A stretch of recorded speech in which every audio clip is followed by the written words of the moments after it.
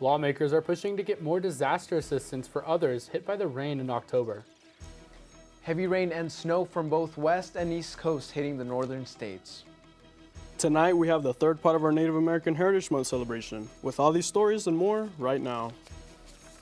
This is News 3 New Mexico, your local source for news, sports, and first weather. Good evening and welcome to News 3 New Mexico. I'm Thomas Mariscal. And I'm Emmanuel Vera. Thank you so much for watching. The Hobbs Police Department is currently investigating a shooting that occurred this past Sunday on November 17th. In the early morning, officers responded to a call at Maryland Boulevard and Leach Street, where they found 22-year-old Isaiah Chavez Wright lying on the ground suffering from multiple gunshot wounds. They were also made aware of a second victim, 29-year-old Devin Sanders. Both were treated locally and sent to a Texas hospital for further treatment.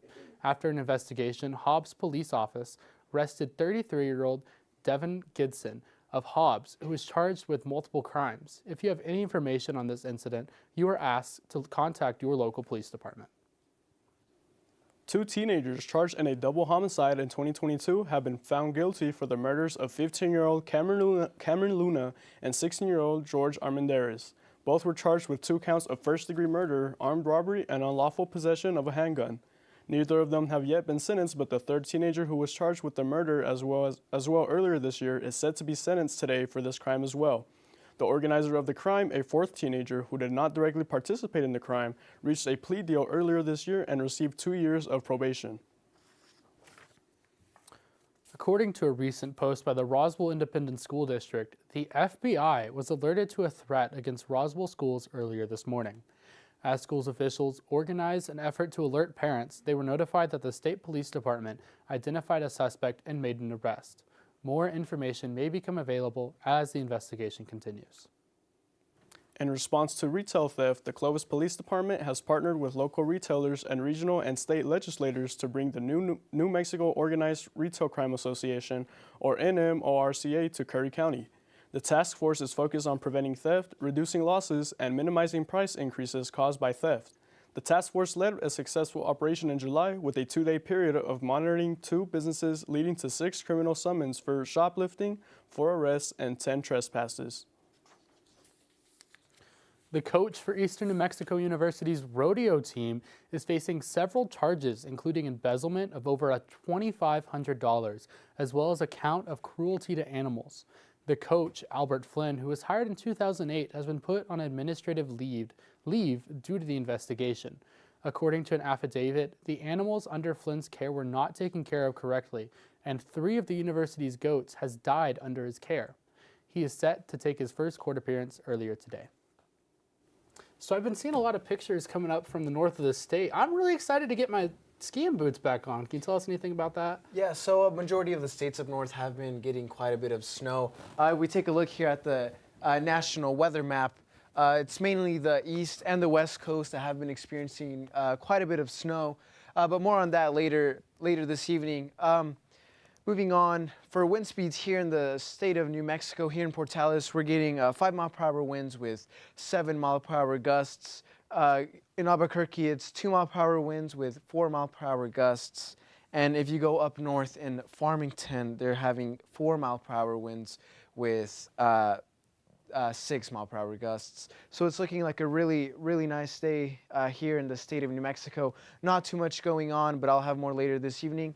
That's all the weather I have for you folks at this moment. I'll have more later this evening on my full weather forecast. Back to you guys. Thank you, Edwin. The investigation over human remains in jail was concluded in a press release yesterday, where the Lee County Sheriff's Office stated that the remains were found to have no medical or legal significance by the Office of the Medical Investigator. Investigators determined that the skulls were procured online. The 7 skulls found on the property all featured ornamental carvings or embeddings, which were determined to have originated from outside the United States. Following the investigation, these remains will be medically cremated. New Mexico's 2 senators are expressing frustration that federal disaster agencies are not working fast enough to help our communities impacted by fire and flooding. Some victims of a fire caused by the government have been waiting for help for more than 2 years now. Senator Martin Heinrich says the We grilled the leaders of agencies about the slow pace of helping New Mexicans in disaster areas like Las Vegas, Ruidoso, and Roswell. The Hermit's Peak Cap Canyon Claims Office. And so I want to ask you, what can FEMA do differently so that the folks who literally lost everything in the fire are not the last to get their compensation? Yeah, Senator Heinrich, I appreciate your continued work with my department, my agency, the staff that are in the field to make sure that everybody in New Mexico that was impacted by these horrific fires gets the compensation they need. We have increased our staffing significantly throughout the year, and we have increased the number of claims that are being paid out as a result of that. To date, we have over $1.5 billion that have gone into the hands of people, but we know we have more work to do. We continue to bring in our staffing and ensure that we have the right amount of people, the right amount of resources to It seems like to the help people them. who are hit the hardest, though, are at the tail end of getting compensated. That the simple claims have moved, and the more complicated but also more devastating claims are often the ones that are not getting done in a timely way. We are working with each person individually, Senator, as they each have their own unique experience. And the more complicated ones require additional information. And that's why we want to have the appropriate amount of staff, increased our staffing so we can work with each family, each individual to understand their specific needs, get that documentation, and get them the reimbursement that they're eligible for. SBA loans, as we've heard repeatedly from my colleagues today, are literally a lifeline for families and businesses and nonprofits that are recovering from flooding from New Mexico to North Carolina. We've had severe floods in Roswell and Chavez County in New Mexico in recent weeks. Last week, I joined Senators Tillis and Budd and Warner and others in pushing a stopgap bill to restart those SBA loans immediately. The people needing loans at SBA in Roswell and other communities across the country be able to get the low-interest loans that they need to rebuild?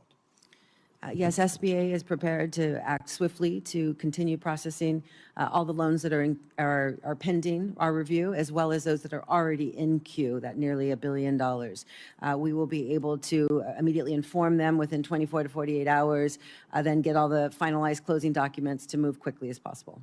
Still has not approved the state of New Mexico's action plan for recovery from the floods and fire disasters of 2022.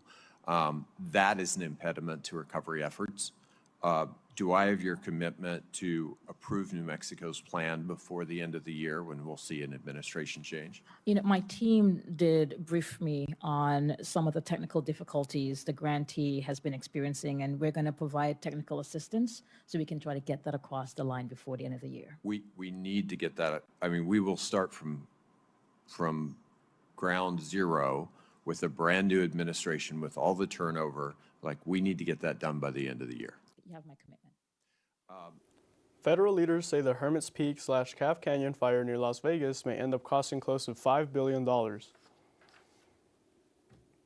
Thanksgiving is coming up next week, and if your family is having a little trouble affording a turkey or other essentials, there might be help in your community. In Clovis, Better Homes and Gardens Real Estate Experience is hosting a turkey drive tomorrow on Sunday, November 23rd at 10 a.m. at 901 Pyle Street in Clovis, New Mexico. They have 100 turkeys that will be distributed on a first-come, first-served basis, as well as canned goods and non-perishable foods. In Roswell, the Salvation Army will be hosting a Thanksgiving meal at 612 West College Boulevard on Thursday, November 28th between 11 a.m. and 1 p.m., where visitors are invited to enjoy all of their favorite Thanksgiving dishes. And in Lee County, the Salvation Army and United Way of Lee County teamed up to give out free turkeys to the first 60 people in each of the 5 towns. On Monday, November 25th, turkeys will be distributed at 10 a.m. in Jowl, at Cole's Diner, at 1 p.m. in Eunice at Eunice Chamber, and at 4 p.m. in Hobbs at the Salvation Army. On Tuesday, November 26th, turkeys will be distributed at 10 a.m. in Lovington at Heart's Desire, and at 1 p.m. in Tatum at Tiny's Burger Barn. Coming up after the break, Edwin will have his full weather report for you. But first, here's a look at today's financial market.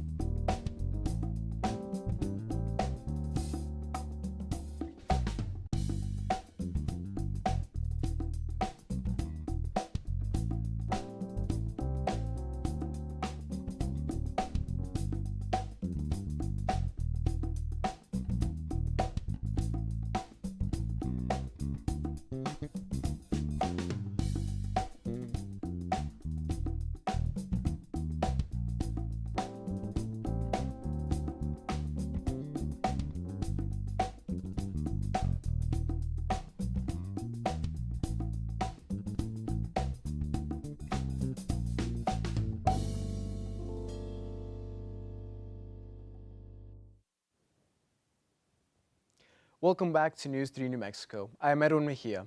For today's full weather forecast, up north here, as you can see this little green bubble, a very strong atmospheric river is starting to press south, producing one last round of heavy rain, mountain snows, and strong wind gusts into tonight. This storm did form in Oregon, which caused quite a bit of casualties, and it's starting to make its way down south into California, basically northern California. It did cause quite a bit of snow and precipitation. Storm did inundate Northern California with heavy rain and heavy snow. It did cause a couple casualties. It did knock power out in areas of Oregon and just a couple parts of Northern California as well. Winds did reach up to 75 miles per hour, which was the main reason of the casualties. Looking at the other coast, in the east, a bunch of them have been getting precipitation and snow as well. Nothing too crazy. It's been a little calm on that side. Moving on, if you're planning on traveling for Thanksgiving this year, just hope you have safe travels. But if you're planning on being here in Portales, or if you're traveling into Portales, here's what to expect for that day. During lunchtime, it's going to be at a 52. And it's going to be cloudy as well. And for dinner, it's going to be at a 39, cloudy as well, but temperature will go down. So just make sure to dress for the weather. Moving on, current temperatures here in the state of New Mexico. Up north, Farmington, 50, Raton, 48, Clayton, 50. Down south, Las Cruces, 61, Carlsbad, 62. Here in home base, Portales, 57, Clovis, 54, and for friends in Texas, Amarillo, 54, Lubbock, 62, and Midland, 67.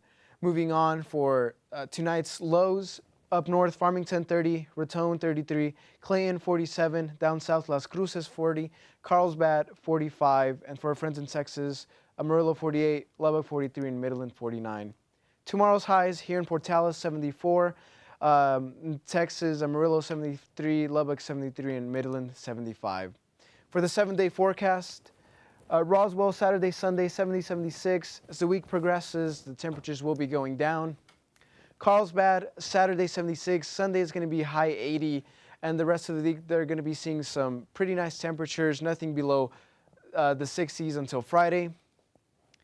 Tucumcari, Saturday, 74. Sunday, 73. Very windy day. The rest of the week is going to be looking very nice, with Thursday going down to the 40s at a 47. And finally, here in Portales, Saturday 74, Sunday 75, Monday low of 55, and Wednesday it's going to be a very windy day with a high of 71, and it's going to drop back down to the 50s on Thursday and Friday. Well, thank you so much, Edwin. That is all that we have for right now. We'll be right back after this break.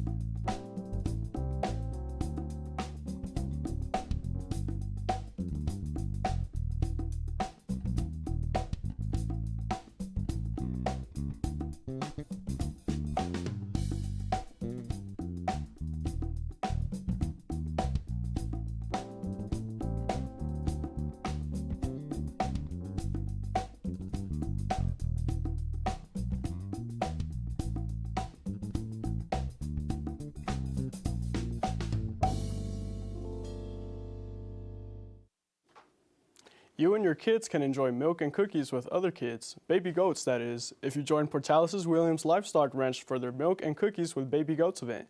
Tickets are just $15 per child with 2 sessions to choose from on December 15th, one from 10 a.m. to 12 p.m. and other between 4 and 6 p.m. If you're interested in attending, you can find more information on where to purchase tickets on the Williams Livestock Ranch Facebook page. Following its meeting on Thursday, the Lee County Board of County Commissioners announced that $55,000 will be provided in funding to the Eunice Youth Center. Under the leadership of Recreation Director Gayla Rouse, the funds will be used to upgrade air conditioning, indoor flooring, outdoor fencing, awnings, and security doors, and to perform general maintenance on the facility. In the press release, Rouse stated that her goal is to bring something better to the youth of Eunice and to the community. The city of Eunice is expected to provide Lee County with a project timeline soon. The month of November is designated as Native American Month in the United States. More than 9 million people with Native ties live in this country. In New Mexico, that number is around 200,000. From Navajo to Apache, each group enjoys a rich history and culture that can be traced back thousands of years. Many of the traditions are tied to Mother Earth, as a group of middle schoolers learned during a recent field trip. More from our friends at Rocky Mountain PBS. Welcome to the Great Sand Dunes, everybody. My name is Jaden Garcia, Park Ranger Jaden. Today we're going to be learning about the Hickory Apache culture. Does anybody know what this little plant is called right here? Sage. Sage. Do you know what the Native Americans used it for? They would boil these leaves down and it would create a tea. And it would help with headaches, if you had a sore throat or a cough. This rabbit brush the Native Americans used for stomach issues, and they would get this plant right here, poultice it down, which means smash it down, and they would use it on cuts and sores. They would go ahead and put it on the cut, and it would act as a natural healing method. Does anybody know what this plant is called right here? Yucca. Yucca. It is used for ceremonial purposes. Did you guys know you can make rope out of it? This is made from the yucca plant. This guy is called the ponderosa pine. Can everybody say ponderosa pine? Ponderosa pine! One more time. Ponderosa pine! Awesome. So, do you guys know why this tree is blank on one side and has bark on the other? The Native Americans, Hickory Apache culture, we would get our spears and you would peel it because it has nutrition and it tastes very sweet. The Native Americans would make tea out of this tree. They would also use it for food like cakes. Also, the bark has antibacterial properties. So if you were to get a cut, a stab, a wound, you would go ahead and peel the bark off, smush it down just a little bit, and you would go ahead and put it on the cut and it would act like a natural Band-Aid. The tree itself would have healing properties itself. So after the Native Americans would take the bark off, the tree's sap would heal the tree. When the sap would come out, the Native Americans would go ahead and eat the tree gum and it would taste very sweet. And that would give them energy and nutrition while they were hunting deer or foraging food. We cherish the land. Everything has power. All the vegetation has power, and medicine has power, and we call it Tiyin. That is how we connect it with the earth. The most frequently used plant among Native Americans is sage, used in everything to cooking to religious ceremonies. As recovery efforts for the South Fork and salt fires and floods continue, the New Mexico Department of Homeland Security and Emergency Management has a few messages for the public. So far, 166,000 cubic yards of debris have been removed from 450 properties impacted by the South Fork and salt fires. Anyone still affected by debris can request the same service by filling out a right of entry form for full service debris removal on the New Mexico Department of Homeland Security website. The form can be found at www.dhsem.nm.gov/NM wildfires/debris. The department also issued a notice that if you have applied with FEMA or received a notice that the information you provided is incomplete, or that you are ineligible for disaster assistance, or if you disagree with the amount of assistance determined, you have the right to appeal within 60 days of the date on the letter. You can ask questions about your FEMA letter or file an appeal by visiting the DRC at Roswell Mall or by calling the FEMA helpline at 1-800-621-3362. Coming up after the break, Lorenzo will have his full sports report for you, including highlights from Thursday Night Football, so stay tuned.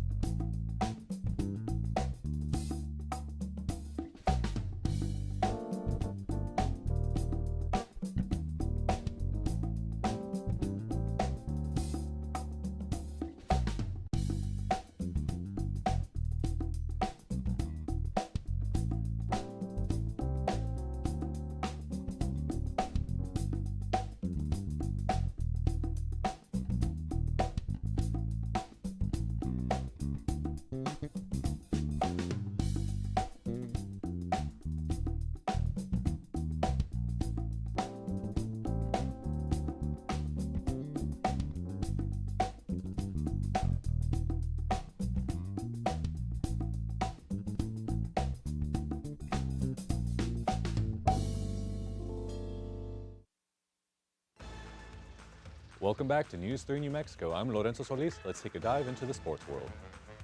This week has been a fantastic one for the Greyhound basketball team.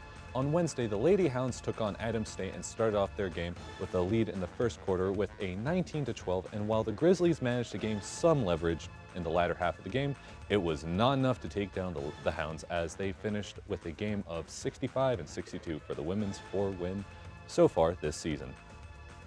Following on Thursday, the Greyhound men's basketball team managed to take down and defeat Metro State, who is ranked at 19 in the Rocky Mountain Athletic Conference, making this a huge win for the Hounds, and that was all thanks to the first half of the game where the Hounds managed to get a 21-point lead with a score of 49-28. So when the Roadrunners fought back in the second half, it wasn't quite enough to beat out our strong finish. Tomorrow, November 23rd, both teams take on West Texas A&M, right here at the Steve Loy Family Foundation Arena, and we'll have the scores next week. Thursday Night Football saw the matchup between the Pittsburgh Steelers and the Cleveland Browns, and the snow really seemed to impact the overall game performance. While the game started off slow with no points in the first quarter, it slowly ramped up in speed, and in the fourth quarter, both teams ended up scoring 2 touchdowns each, which meant the win came all the way back from the second quarter where Nick Chubb was able to land that touchdown and secure the Cleveland Browns' 3rd win this season, and the Mark Steelers' 3rd loss this season, ironically leaving these teams with opposite track records. The NBA had a series of really tight matchups last night, with the greatest difference in points was only 8 between the Jazz and the Spurs, where the latter managed to squeak in the 8th win this season with a score of 126-118, driving the Utah Jazz into their 12th loss this season. But as I mentioned, all the matches were close last night, with the Raptors taking down the Timberwolves with a score of 110-105. Meanwhile, the Hornets took down the Pistons with only a 2-point difference, gaining a 123 compared to a 121. And yet, one match was even closer where the Orlando Magic beat the LA Lakers by only 1 point, gaining their 10th win in the league and giving the Lakers their 5th loss for the season. With the close matchups like these, the NBA is shaping up to be a nail-biter of a season. That's all the sports I have for you right now. We'll be right back after this break.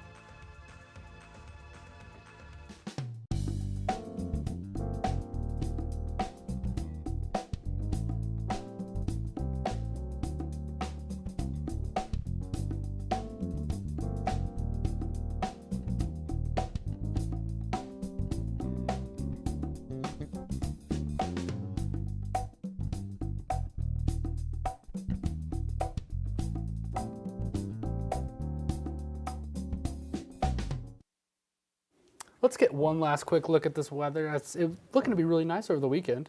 Yeah, so here in Portales, today, Friday, it's going to be at a 68, almost reaching the 70s. but Saturday it's going to go up to 74, and Sunday's going to go 78. Temperatures we haven't seen in a while. Well, thank you, Edwin, for that. That's all the news we have for you right now.